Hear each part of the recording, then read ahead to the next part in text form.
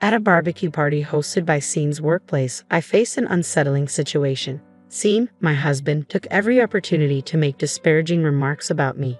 He openly criticized my lack of involvement in housework, comparing me to a parasite and expressing disdain for other men's wives. As I listened to his hurtful comments, I could feel the cold, judgmental stares of his colleagues piercing through me. Their looks stung deeply, leaving me in considerable pain.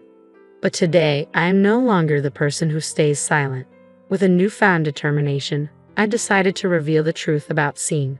The murmurs of his colleagues and the astonished expressions of his female coworkers were palpable, but it was the company president's reaction that truly shocked everyone. My name is Helen, and I'm 32 years old. I work at a variety store and have been with the company since graduation. I had always envisioned a long career there, but the stress from interpersonal conflicts eventually became too much. After 3 years, I resigned before I reached a breaking point. I took various jobs in supermarkets and bookstores, but eventually, I found my place at the variety store.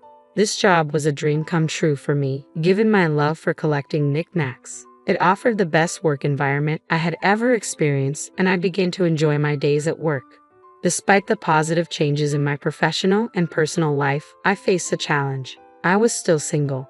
As friends around me married and formed relationships, I felt the pressure to seriously consider marriage myself. However, with no men at my workplace and limited opportunities to meet new people due to my indoor hobbies, I felt stuck. I envied the couples I saw and longed to meet someone special. One day, while working at the store, a friend stopped by as a customer. With the store quiet, we started chatting and eventually discussed romance. I confessed my lack of romantic prospects, and my friend, though not interested in marriage herself, offered to set up a mixer for me. At this mixer, I met Scene, a handsome and successful man from a top company. We began dating, and after a while, he proposed. His stability, kindness, and the way he prioritized me made me feel that this was true happiness. The joy of his proposal was beyond words. As a housewife, I devoted myself to managing our home, ensuring Scene could unwind and relax when he was home. I took great care to cook Scene's favorite dishes and keep our home spotless. "Hey, this is my favorite. Did you make it?" he asked with a smile that brightened my day. "Yes, eat as much as you like," I'd reply, feeling a deep sense of satisfaction from his happiness. Scene would spend his holidays with me, actively helping around the house, and I felt incredibly blessed. The worries about never finding a partner seemed like a distant memory. However, a few months into our marriage, things began to change. The initial happiness faded and Scene grew distant and cold. His once warm demeanor turned into an unsettling indifference, leaving me unsure of how to handle it. "Scene, what time will you be home today?" I'd ask, only to be met with vague responses. "I don't know," he'd say, a stark contrast to his previous informative replies. Even when I inquired about his dinner preferences, he would brush it off with, "I don't need dinner tonight." I wondered if he was simply tired or overwhelmed with work. I understood the demands of a busy schedule, having experienced them myself, but Scene's job at a renowned corporation seemed beyond my comprehension. I'd send him off each morning with a cheerful "take care," but it began to feel like an irritation to him. He started showing disinterest in my cooking and would sometimes refuse the lunch I'd prepared. Sighing, I'd pore over my recipe books, trying to find inspiration to make meals that would please him. Yet each glance at those books only deepened my loneliness. I agonized over when we might share joyful moments again, but Scene's attitude remained unchanged and continued to worsen. For example, if he saw a slight disorder in the shoes in the closet, he'd criticize, "Can't you even line up the shoes properly?" And if he happened to eat a meal I had prepared after a long time, he'd mock, "I can't believe you'd serve something like this." He even went as far as saying, "I'd rather eat a ready meal than your cooking." The shock and disappointment I felt were profound. He used to praise my cooking and ask for seconds, but now it seemed like everything I did was wrong. The more I struggled, the more I questioned Scene's past behavior. Then, unexpectedly, Scene spoke to me, "Hey, we're having dinner with my parents in a week at a fancy restaurant. Please dress appropriately." This simple conversation made my heart leap with a mix of hope and anxiety. I was excited to meet my in-laws for the first time since Scene and I got married. We hadn't had a formal wedding, so this dinner felt like a significant occasion. Both my father-in-law and mother-in-law had always seemed warm and welcoming, similar to how Scene was in the past. To prepare, I paid extra attention to my skincare and hair and bought a special outfit for the restaurant. I was eager to reunite with them. However, when I finally met them, their demeanor was strikingly different from what I had expected. They openly expressed their dissatisfaction with me. I struggled to understand why, until my mother-in-law's words made things clear. "Helen, I've heard that you're always slacking off on household duties and lazing around at home. Is that true? It's fine to be a full-time housewife, but neglecting cooking and cleaning isn't acceptable." "I didn't expect this from you," she said. My father-in-law echoed her sentiments, adding, "There must be some misunderstanding here. Or rather, it seems Scene has been giving us incorrect information." I tried to defend myself. "That's not true at all." But Scene interrupted with a scolding tone. "Come on, lying isn't good. You're just lazing around, aren't you?" I was shocked by their perception of me. My mother-in-law continued, "I was a full-time housewife too, but I worked hard every day to keep the house in order for my working husband. Don't you have any gratitude towards Scene?" Before I could respond, Scene cut me off again, insisting that only he could speak to my in-laws about me. It became clear that he had deliberately conveyed misleading information. The betrayal hurt deeply. My attempts to explain were futile, and to someone who doesn't know me well, I might appear as a woman who married for financial security. The thought of being judged this way was chilling. After the dinner, I was left feeling disheartened and misunderstood. I confronted Scene about the lies he told his parents. "Why did you lie? I've been working hard and cleaning every day. What are you dissatisfied with?" I asked, my frustration mounting. Scene didn't answer, only telling me to be quiet. The silence that followed was heavy and disheartening.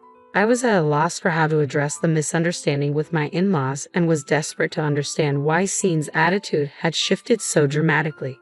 I wished he would clearly communicate if my behavior was a problem. If not, some explanation was necessary. I felt overwhelmed with anxiety as Scene continued to avoid meaningful conversation. His behavior toward me deteriorated further. He criticized the food I cooked, made a fuss over a single strand of hair as if I never cleaned, and scolded me for simply relaxing on the sofa.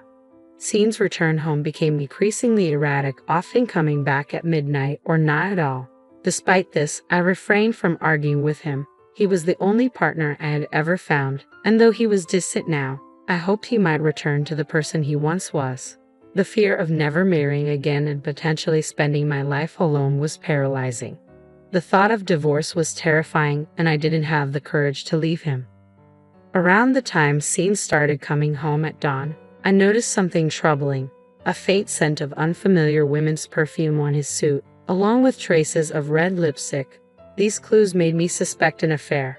Although I had been wary of his frequent overnight stays and absences under the guise of work, the abrupt change in his behavior and these new signs only intensified my doubts.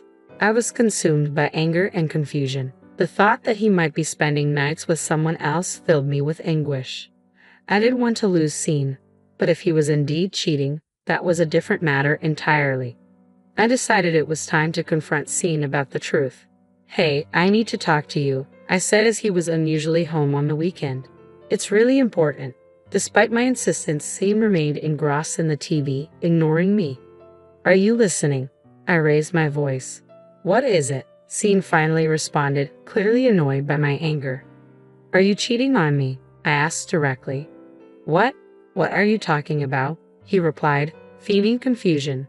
"There's lipstick on your jacket, and I can smell women's perfume and fabric softener that's not from our house. All those times you said you were working late were lies," I pressed. Scene responded with a dismissive attitude. "Lipstick? I don't know what you're talking about." I continued to press him. "You're having an affair, aren't you? Tell me the truth." Scene's response was cold and indifferent. "What does it matter to you if I had an affair?" he said, as if it was of no consequence. No matter how seriously I questioned him, he just sneered and shrugged it off. "Hey, answer me seriously. I've had enough," I demanded, but my frustration didn't seem to reach him. "You're annoying and too persistent. I have my circumstances, and you live off my money, so just listen to what I say," he retorted, then left the house. The exchange made it clear that Scene's heart was no longer in our relationship. Once I realized that, my feelings for him rapidly cooled. Why had I clung to him for so long? Continuing the marriage with someone so indifferent would only wear me down emotionally. Stirred by my newfound clarity, I decided to take action. 2 months later, I attended a barbecue organized by Scene's workplace. His company had invited employees and their families, and Scene, having heard that other employees were bringing their families, reluctantly invited me. His parents were there, and by the time I arrived, they were already preparing the meat. Scene, I've been waiting, I greeted. Oh, you came. Helen was the one who wanted to come and kept insisting, Scene replied, causing his parents to glare at me. As the barbecue started, many people, regardless of rank, gathered around Scene. At home, he acted so differently, but in public he behaved as if we were close friends. I was furious to hear Scene speaking ill of me at the barbecue, which was supposed to be a fun event. She's really useless, he said, making disparaging remarks about me. I was certain he was doing the same at work. None of the other employees stopped him, and they all looked at me coldly. The crowd continued to gather around Scene, and it seemed the company president was among them. Scene, this is your wife, the one people have been talking about, the president remarked, with me standing right there. You have it tough, don't you? Scene didn't just accept the president's criticism, he added false claims of his own. Normally, I might have stayed silent, but today was different. Excuse me, our house is always clean, I interjected. Maybe you don't see it because you're off on sales visits, spending time at the president's daughter's house. The reaction was immediate. The employees and Scene's parents began murmuring. The president looked surprised, his eyes wide with disbelief. What are you talking about? Scene stammered, clearly flustered. Without hesitation, I spread out photos and documents on a nearby table. Scene's panic was evident as he saw the decisive evidence of his infidelity. About 2 months before this confrontation, I had hired a detective agency to gather proof of his affair. I was determined to expose him, and feeling overwhelmed by what I could do alone, I enlisted professional help. The detective provided various pieces of evidence, photos of Scene walking arm in arm with a woman I didn't recognize, entering a vacation hotel with her, and going into a love nest that appeared to be her home. This woman turned out to be the president's daughter, the daughter of the president of the company Scene worked for. It was unclear how they met, but Scene frequently visited her house, suggesting a close relationship that seemed to predate our current issues. The detective noted that while further investigation was possible, his behavioral patterns were consistent, making it unlikely we find more significant evidence.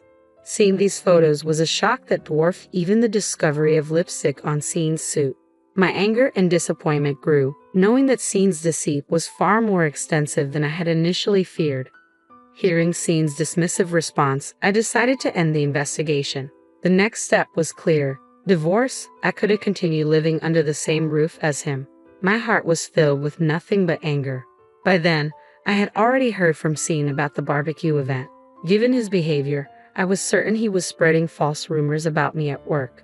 I resolved to use the barbecue as an opportunity to reveal his deceit. I wasn't entirely sure if my plan would work, and I didn't have solid proof of what Scene was saying about me at the company. But reality unfolded exactly as I had imagined. Hey Helen, what are these photos? And why is there a picture of me with the president's daughter? Scene's face turned pale as he saw the evidence. Still trying to lie in this situation, I countered. The evidence is clear. I turned to the president. Sir, the woman in this photo is your daughter, correct? Can you confirm that? The president hesitated as he looked at the photo. In a low voice, he finally admitted, yes, that's my daughter. Scene, where did you meet my daughter? I demanded. The atmosphere, which had been friendly moments before, became tense. Scene, clearly flustered, tried to avoid the question. The president's pressure was evident, and eventually, Scene began to explain. He said he had first met the president's daughter in the company parking lot. She had come to the company on an errand, and he happened to strike up a conversation with her. Despite knowing Scene was married, the president's daughter was flattered by his attention and continued their relationship. Hearing this, I resolved to demand compensation for the emotional distress I had endured, even though she was the president's daughter. Scene was left completely crestfallen. I apologize. The daughter has her share of the blame for not refusing his advances, the president said, his voice heavy with frustration. But this situation wouldn't have occurred if you hadn't approached her. We'll discuss this further when you come to work tomorrow. Just come to my office first. Scene turned to me, desperation in his eyes. Helen, could you please forgive me? This will affect my job. Forgive you? I shot back, incredulous. Think about everything you've done. You've lied about me to the company and your parents. You've painted me as sloppy and incompetent. How can you expect forgiveness after all that?" My mother-in-law, who had been listening in shock, couldn't hold back. "Helen, is everything Scene has been saying true? We've heard that you're lazy and do nothing but lounge around every day. Is that true?" "No," I said firmly. "I've been cleaning and cooking every day. Scene has complained about everything. You might not have believed me before, but look around now. No one here is supporting Scene." The president and other employees, having witnessed the truth, began to apologize. "I'm sorry, Helen," the president said. "I should have taken your words seriously." My in-laws, bowing their heads in apology, followed suit. The apologies were heartfelt but temporary. I could have fully forgiven them on the spot. Their behavior had deeply insulted me, and it wasn't something I could easily overlook. My anger, however, was primarily directed at Scene. "I've already consulted with a lawyer," I said resolutely. "I'm filing for divorce." "A divorce? Why? Why do you need more reasons?" Scene pleaded, his face turning ashen. No one showed him any sympathy. The following day, Scene and I went to the lawyer's office. The president's daughter was there with the president, and all the involved parties gathered for a formal discussion. As everything was set up, the lawyer began the proceedings. Scene looked dismayed, while the president's daughter wore an expression of shock. "What is this?" she asked. "These are photos from a detective agency I hired," I explained. I suspected Scene was cheating because of the perfume smell on his suit and the lipstick marks. How could I not suspect? The president listened and nodded in understanding. "Helen is seeking a divorce, asset division from Scene, and compensation for mental distress."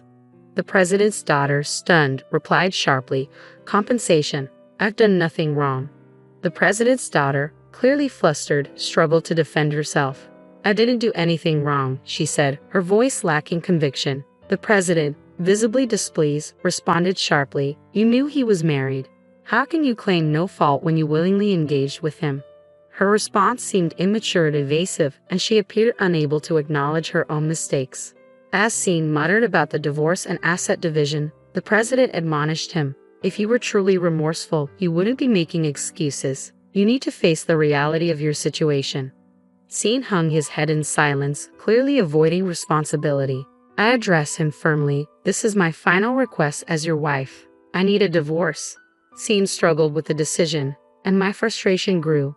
I made it clear, "If you keep dragging this out, we'll end up in court." The mention of court seemed to shock Scene, and he reluctantly agreed to the divorce.